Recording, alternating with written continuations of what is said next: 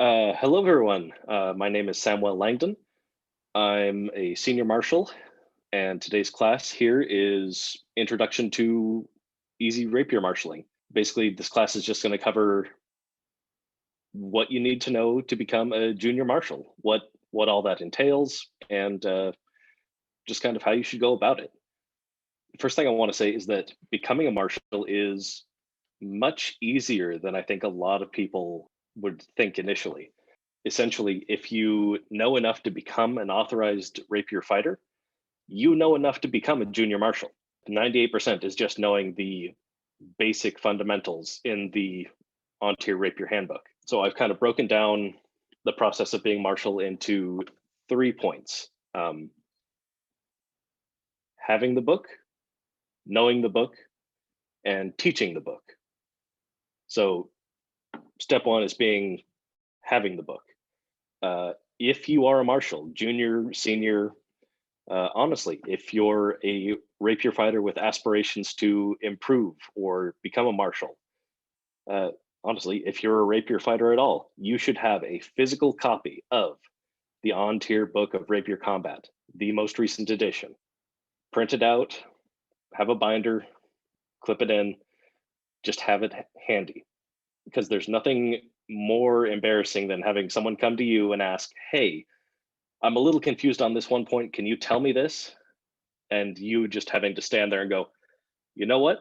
That's a very good question. So have a physical copy of the book in your fighter bag or in your car or in your tent at practice, just somewhere where you can access it.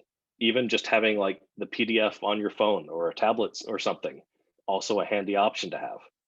But yeah, basically just having the book, having a copy of the rules is pretty critical. Second thing you should have is a little marshal's bag. This can be something that you just have on your own as part of your regular maintenance kit, or it can be something that, especially if you are serving as a shire or branch marshal, that could be made out of the officer funds. Basically, it should be a little box or bag or something where you have one or two different colored rolls of tape, a little file or something similar that you can use to take burrs out of blades, and maybe one or two extra tips. There's always one somewhere where a tip is going to either blow through or come off or rip. And there's some poor sucker sitting on the edge of the list field just looking around. Hey, does anyone have a tip? You're there as a marshal, you're there to ensure the safety of everyone. So it's handy to have it. You can feel free to charge in forms of bribery or or drinks or food or whatever as recompense, but it's good to have an extra kit in addition to your regular maintenance kit. Inside your binder, where you have your book of On-Tier Rapier Combat, you should also have printed out a couple different forms. Maybe just have 3 or 4 copies of incident report forms and 3 or 4 authorization forms. As a junior marshal, you're still not allowed to do authorizations, but you're going to be helping with them a lot. So it's always handy to have, a couple extra copies. Nobody likes paperwork until they really need it. Also, in your bag, you should have, just a handful of cheap ballpoint pens, because they're handy whether you're actually trying to fill out a form or an incident report, or you need help to run a list, or even just signing in at fighter practice. It's always handy to have just a couple cheap ballpoint pens. So yeah, step one, have the book and all the accoutrement that entails. If you have the space or the inclination, or you're feeling crafty, you might make a marshaling stick. It doesn't have to be full sized, especially for rapier. It's nice to have, but as long as it has the black and yellow striping on it, so it's highly visible, it's a handy thing to have. You could take an extra baton or 3-foot dowel or anything out of your bag, stripe it up like that. It's just handy to have. It's a high visibility object that identifies you immediately as a marshal. All right, so moving on to our second part here, we have knowing the book. And this is understanding the rules and conduct appropriate to the rapier field, and knowing your own responsibilities as a fighter and a junior marshal. Basically, your first and foremost duty as a junior marshal is to make sure everybody goes home with the same number of holes in their body as they showed up with. You're there to make sure nothing bad happens. Nobody gets hurt, nobody abuses the conduct of the list. You're there as somewhere between a referee and a mediator. So you're there to make sure the game is played safely, fairly, and honorably. You'll want to read through your book of rapier combat. You'll want to know all of your armor requirements, all of your targeting zones, all of your other safety equipment, and basically how the game works. Like I said earlier, if you know enough to be authorized as a fighter, you already know 90 to 98% of what you need to know to be a marshal. Also, being familiar, at least generally, with the blade list is helpful. It can be a little trickier now because in recent years, a lot more manufacturers have come out, especially with the HEMA, or Historical European Martial Arts Community.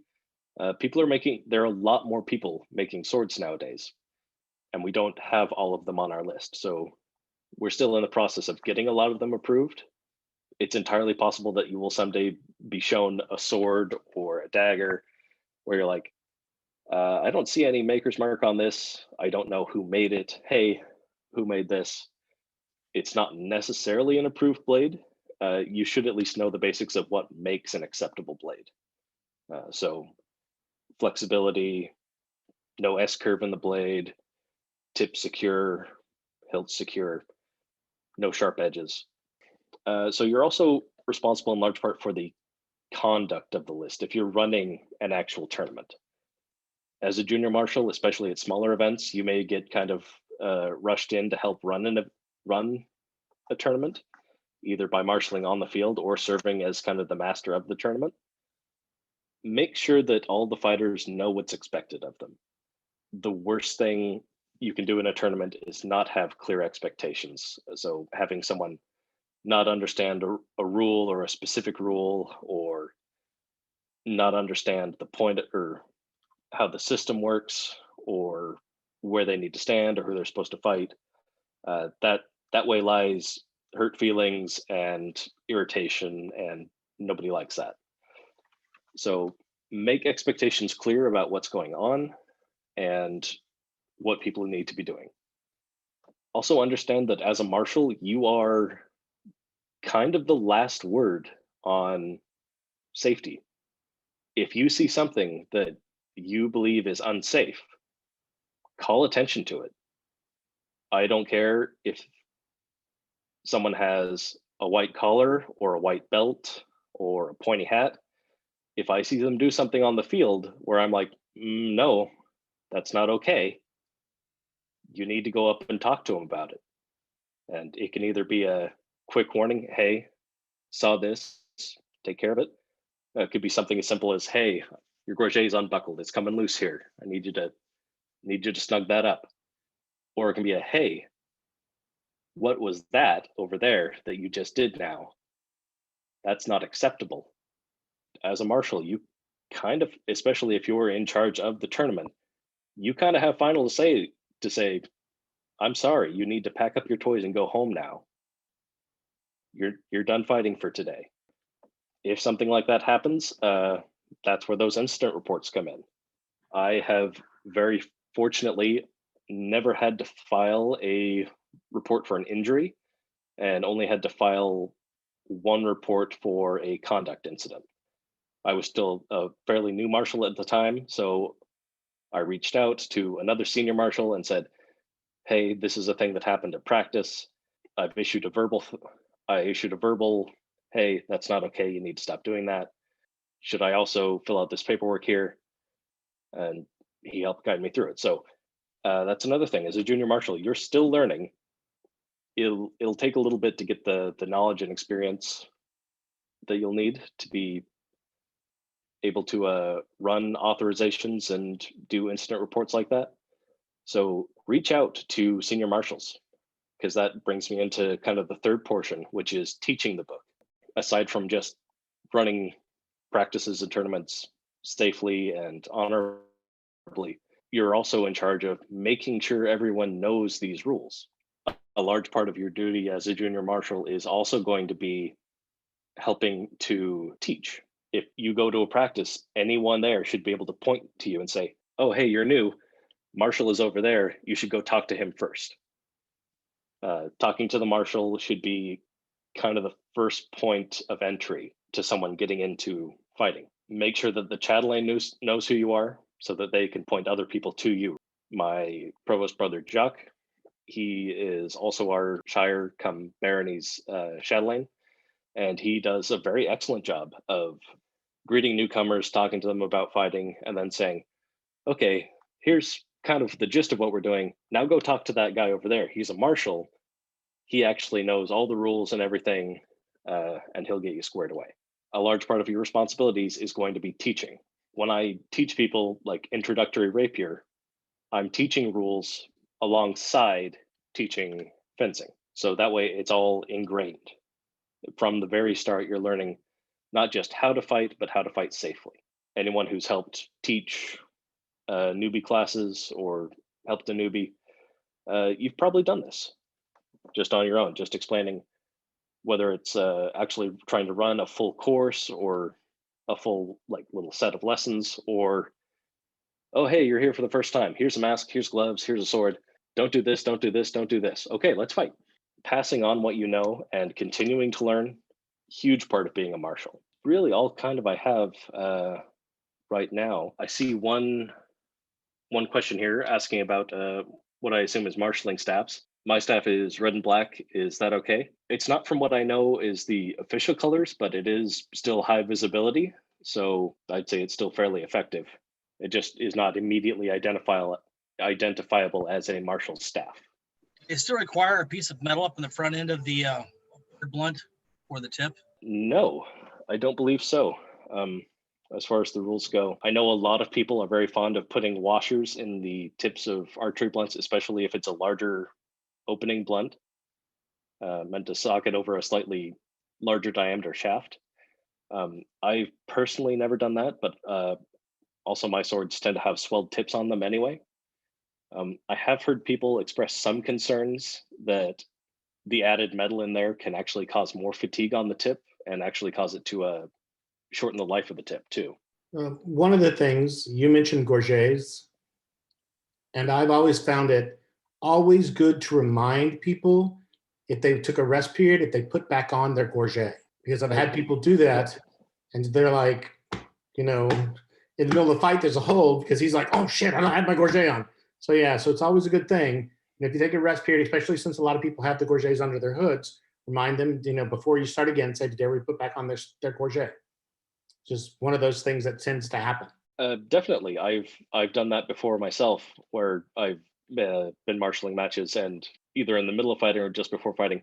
"Whoa, hold on, here, tilt your head up. Yeah, buckle that back up." Yeah, and part of ensuring safety as a marshal is being observant, not only for safety issues, but because people will also often come to you to help arbitrate. Um, Fencing is a fast game, so sometimes it'll be a pass of thrust, parry, thrust, counter. And then they'll look at you like, "Hey, did you see what happened there?" And then as marshal, you're not obligated to say who won. You should be observant enough to say, "Okay, here's what I saw happen," and then leave it to their honor to help decide what the result is. Like the ever-present, "Sorry, that was flat"? Definitely. It's especially hard with rapier sometimes because there are really narrow blades out there, and out on the very end of the foible, it can be very hard to tell just from sensation whether it's flat or edge. What sort of safety issues are you generally finding when you're doing an inspection before a tournament? It's kind of twofold. The things that I find as far as safety issues go, I often find people, gorget fit is a personal pet peeve of mine. Some people think that as long as I have kind of a collar on, yeah, that counts. No, I want it up, covering the neck, fairly snug up against it so nothing's going to sneak up under it or sneak over the top of it. And if you tilt your head back, I shouldn't see a big stretch of bare skin between the top of your gorget and the top of the mask. One thing I did forget to address, and thank you for bringing it up, as far as safety issues, I am much more concerned about the ground where people are fighting than any other incident. I have seen more people hurt by missteps or sliding or putting a foot down wrong than I have injured by blades. Especially if you are in charge of a list, walk the ground before you have people fight on it. And if you notice areas where it's dangerous ground, tell the fighters. And if they approach that area, stop the fight, center them up again, because it's like, yeah, over on the left side of the list, there's a bunch of holes, or careful of that spot over there, guys. It's a little slick with the tall grass. So again, it ties all into being aware and being aware of potential safety issues.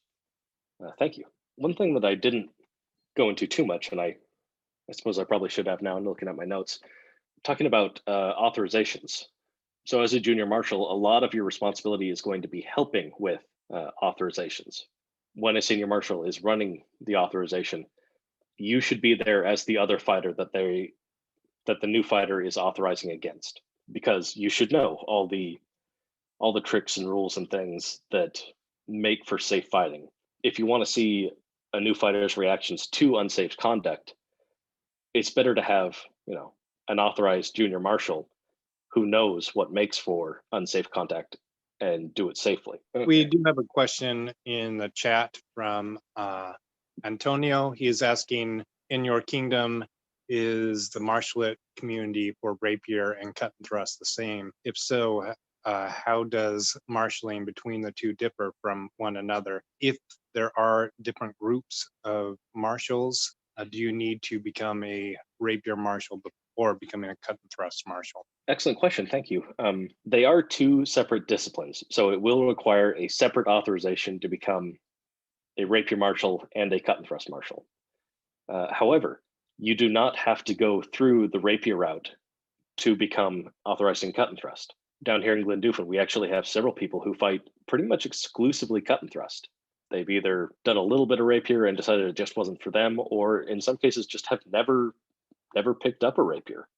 And so they've just jumped straight into cut and thrust. There was also a comment of checking the condition of the tips on hot days. Definitely.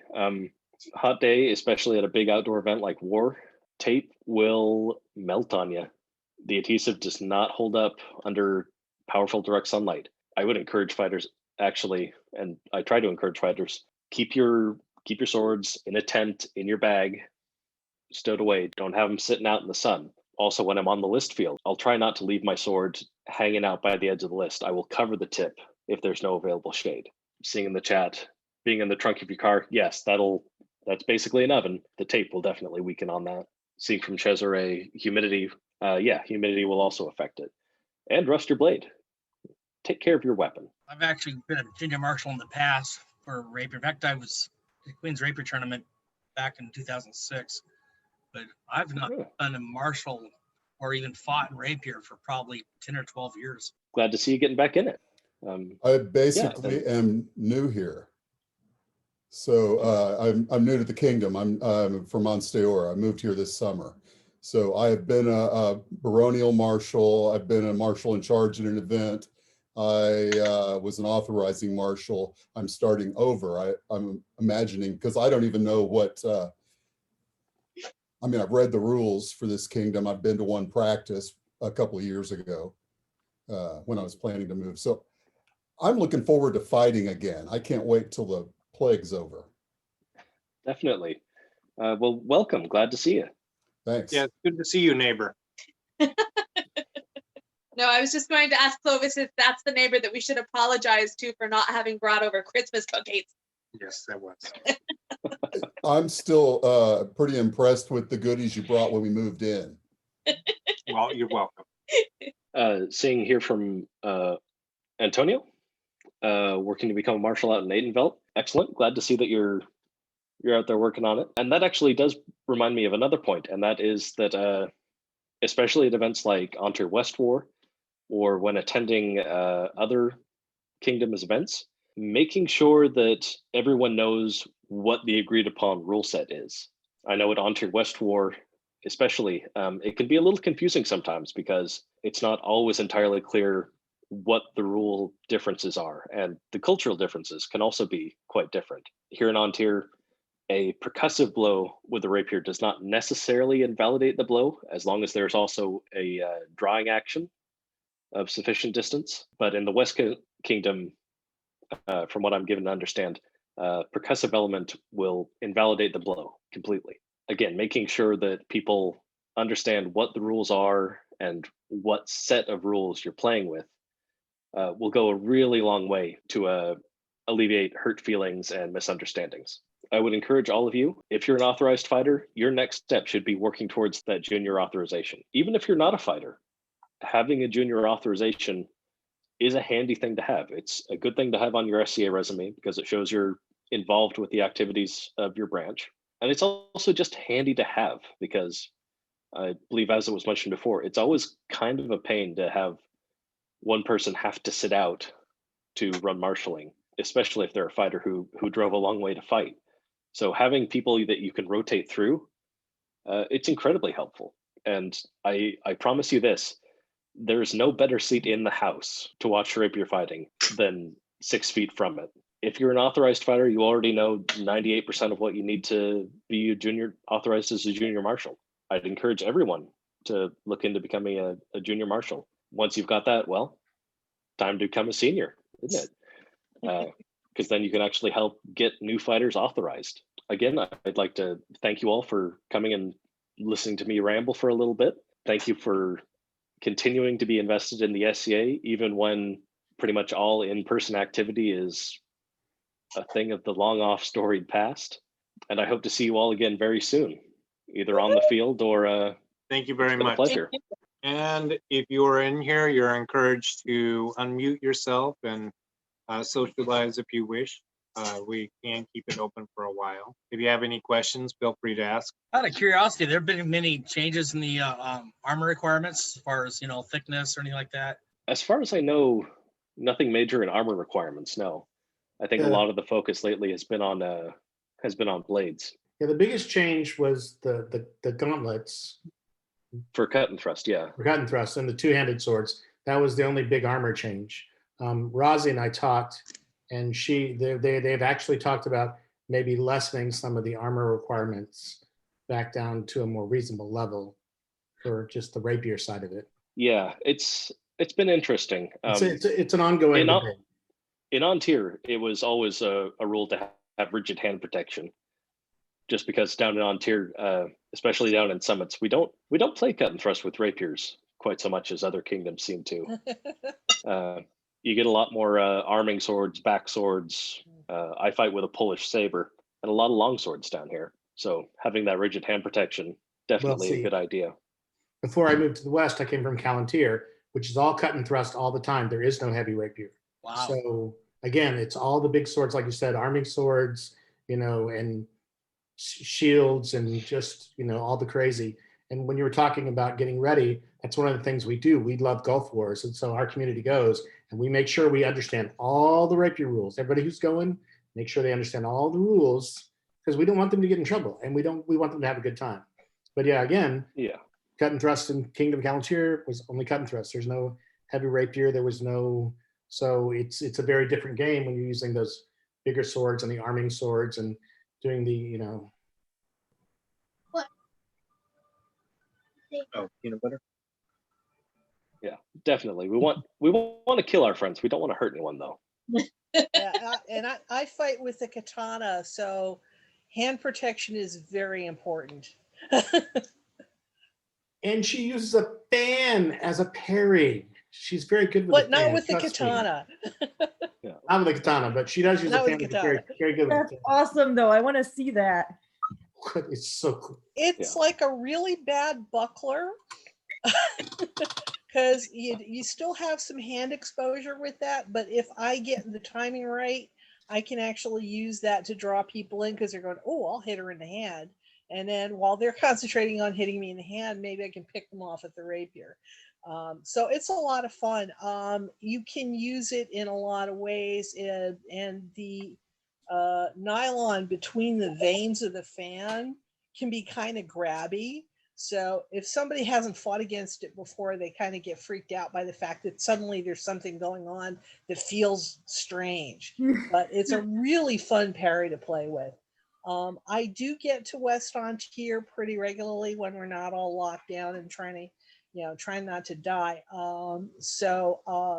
That's probably the best place for an on-tier fighter to find me, unless you guys come south to the west at all. I also try to get out to Gulfport a lot because that's another one I really, really like. Okay. Oh, And she is a fun fight when she's using that fan. Thanks, Jameis. I am Seamus- seeing pardon me, everyone, but No, I am please. seeing one more question. How standardized are the rules across kingdoms? From what I know, the baseline is fairly consistent. No heavy chopping blows, thrusts, drawing, pushing cuts, same more or less basic armor requirements for Rapier. Yeah, the basis is The difference, standard. yeah. And then Yeah. I'm sorry, I'll shut up. Go ahead. Yeah, the big differences you'll find are in different conventions, such as whether or not blade grabbing is allowed, where on the sword you're allowed to grab the blade, how long, the use of some percussive elements in cuts. The rules are fairly standardized. There are society minimums that you have to meet. Yeah, there are also cultural differences and just slightly different practices wherever you go. It might even differ a little bit between practices. I've been to practices with people that I know and I'm very comfortable fighting with, and I've given and taken blows there that outside of a pretty serious tournament, I would consider that had a little pepper on it. That was a little much. But again, this is with people that I know very well and fight against often. Yeah, that the rigid hand protection, Bill, that is for if you're fighting using a two-handed sword, or you're fighting against a two-handed sword and you don't have sufficient hand protection from, say, the hilt and guard that's on the sword that you're using against it. They're basically armoring for worst case scenario injuries. So that's why they've instituted that.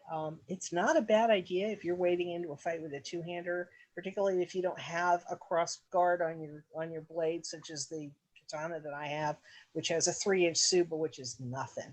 So it's a good idea. Okay, but we are primarily talking about cut and thrust. It's specifically cut and thrust. Yeah, okay. For rapier, it's not required. For cut and thrust, they would, padding is good. Rigid is better for specific types of swords that you're working with. So I've heard that parrying is even better. Yeah. So parrying is always good. Another question. Why is there a different standard for serious tournaments? So what I meant by that is that in a more high stakes tournament, a championship tournament, I generally expect that I will be hit a little bit harder than I would in friendly practice, just because the stakes are a little higher. Everyone's a little amped up. Everyone's a little excited. Everyone's trying to move a little faster, a little stronger. So I can anticipate that the hits will be a little bit harder than they would normally be in practice. Not to a serious point, and if it does get to the point of generally endangering people or actually risking injury, that's a point where a marshal should definitely step in and say, hey, no, this is not okay. You need to take a walk, go cool off, or else don't come back in this list. But that is something to watch for in higher stakes tournaments. Yeah. To add to that, on there, the ones that I've seen that where someone does get too hard is usually not because the person doing the strike was going too hard per se, but the other one zigged instead of zagging and literally walked into the thrust. Definitely, that can be a very serious risk. Yeah, we're all in motion. Hard shots are going to happen from time to time, and sometimes it's just you're both moving at the same time. But if there's a repeated pattern, that may be that somebody's technique is bad, they're overexcited, they're maybe a little amped up and angry. So it's just one of those things, particularly as a marshal, just kind of keep an eye out. We don't want anybody to become that guy that nobody ever wants to fight anymore. So be aware, kind of keep an eye out what's happening. And it's difficult to do that when you're marshaling melee and there's a lot going on. But if something's going on, even if you're like watching what's going on in a practice and you've got somebody who's been, and we're going to see this when we all come back, people are going to be rusty. Calibration is going to be an issue. Oh, And yeah. people are going to be, getting, they're for all the people that are drilling and practicing and doing what they can, at home in the meantime, there are a lot of us, and I'm guilty of this, going, I'm in survival mode. I can't even think about not being able to fight and just doing the same thing 10 minutes a day, every day. That will just drive me nuts. So a lot of people are going to be coming in cold and rusty. So it's the kind of thing, keep an eye out. You've got somebody who's, being a little bit of a problem at your practice. It's like, okay, come on, let's go do calibration drills against a buckler for 5 or 10 minutes, get you honed in or whatever, and get people back up to speed, because I think that's something we're going to see a lot of when we come back. But it's, again, something that, particularly when you're marshaling newcomers, if you've got a newcomer's tourney, you've got people who are not as experienced, keep an eye out, see what's going on. Make sure nobody's getting too hot under the collar, and do you need a minute? Are you okay? You don't want to intervene if you don't have to, but just kind of be aware if the situation is developing. And then if it is developing and it looks like it's a problem, then you talk to somebody. That's just my 2 cents. Yeah, well said. That is something that has crossed my mind, actually, that when we finally get back to in-person practices, it's going to be interesting, because even if you've been drilling on your own, there's really no substitute for going up against a live target.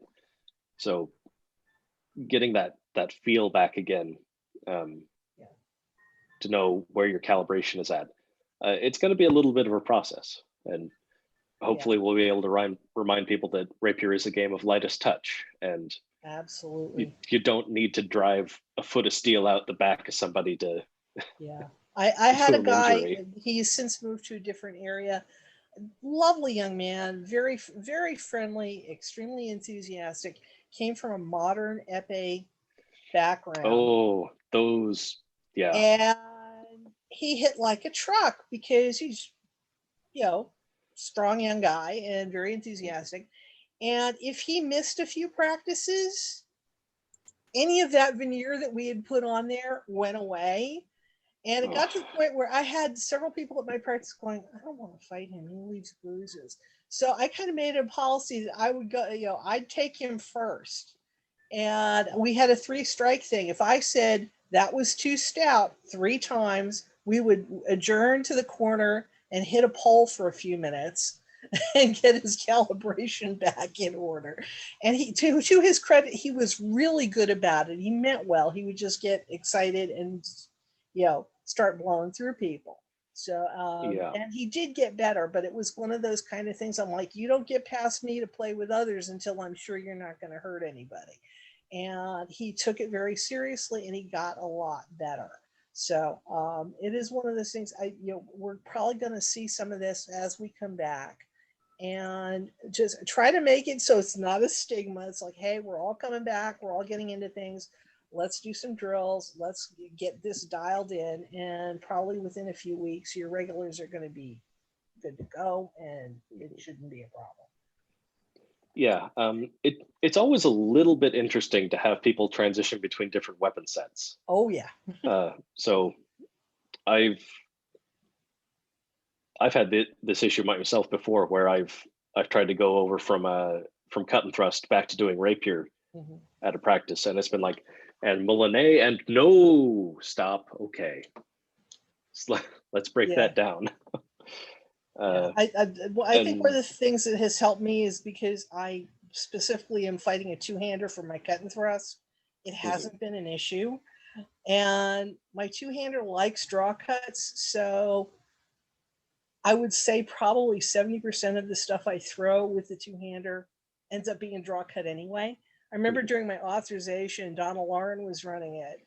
And so he had me start with the rapier. Then he had me with a rapier and offhand. He said, okay, go get the katana. And the way the passes devolved, I kept throwing draw cuts with it.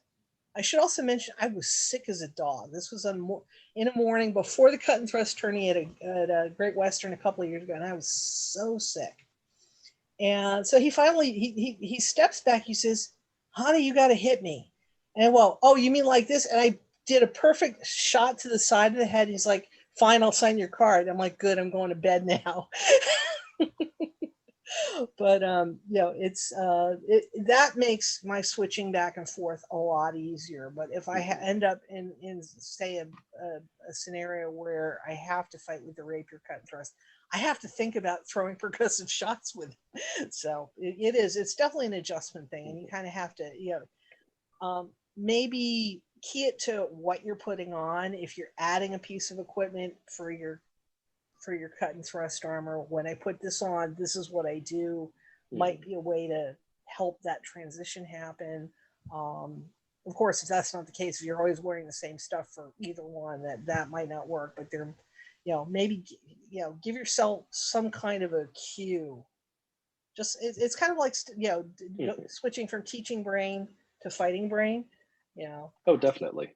So yeah. And that does tie back into something I was talking about earlier with the teaching the rule set along with as you're teaching the fencing, because people always default to what they first learned. I originally came from a sports fencing background, so when I'm dog tired and stressed and being pressured, I default into straight back and forth linear footwork, parry 4, parry 6, riposte. And someone who has, if the first thing they learned is heavy, all of a sudden they might be pressed and their instinct might go flat snap. I had the misfortune. I've had the misfortune of fencing against somebody who had that mindset once, and it left a welt starting at the tip of my shoulder and running down to the point of my elbow. That was a lovely shade of violet for a while. So yeah, part of the teaching process is making sure that people learn how to disjoint and separate those two mindsets. Because nobody likes to be panic shot. Oh yeah, it's never fun. A lot of that is some of the people who've come in from heavy, such as myself. I've been fighting heavy over 30 years. I've only been fencing 10 or so. So the ingrained reactions. So I'm sorry you got hit like that. I've always been able to stop myself, but sometimes it's been close. Yeah.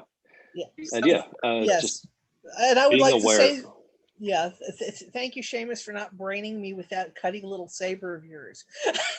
Oh, but I like using it so much. I love your little saber. It's a nice little cutter. It looks like it's a lot of fun to play with. Yeah. But yeah, it's again, it's one of those things is, trying to train your brain. When I've got this thing in my hand, I must not do this thing. And that's hard to do sometimes because your lizard brain sometimes just takes over and goes, defensive thing I must do. So yeah. And if you're trying to study a historical source too, it can be interesting because the historical source is designed to, and this will hurt them a whole lot. Indeed. And then you have to go through the process of, okay, how do I do that correctly without also, causing traumatic injury? Because I really love that plate in Capoferro where he's stepping out on the incortada and then the sword goes through the guy's nose and out the back of his head. But I also really don't want to do that to someone. So learning how to adjust. Indeed. It's always a process.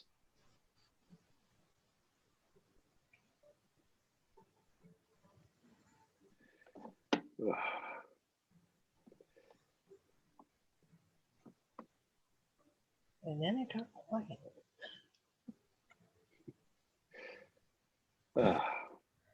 All righty. Well, thanks again for everyone. Thank you guys for coming out, listening, and talking, offering your opinions and thoughts on things. It was a real pleasure, and I wish everyone the best of health, and that we can all see each other again soon. So thank you very much. Yes, Thank thank you, you for, Samuel. Thanks. yeah, thank you for coming Thank and bringing you. us to class. Yes, thank you. All Thank righty. you. I look forward to meeting people in real life. Yes, Most definitely.